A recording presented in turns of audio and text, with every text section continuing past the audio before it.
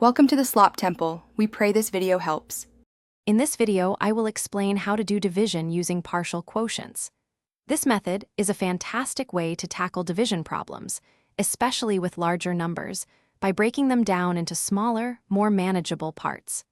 It relies on your ability to estimate and repeatedly subtract, making the entire process much less intimidating and easier to understand. Let's dive in and see how it works.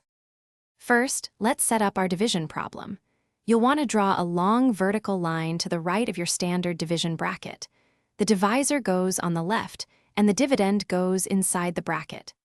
This line creates a dedicated space on the right where we will record all of our partial quotients, keeping everything neat and easy to follow as we work through the problem. Now, the core of the method: estimate and subtract. Think about how many times your divisor can go into the dividend without exceeding it. For example, if dividing 150 by 5, you might start by estimating 10 times 5 equals 50. Write down your estimate like 10 on the right side, then subtract 50 from 150, leaving 100. Repeat this process. You'll continue this process of estimating, multiplying, and subtracting until the number remaining is smaller than your divisor. Once you reach that point, you're almost done. The final step is to simply add up all the partial quotients you've recorded on the right side of your line.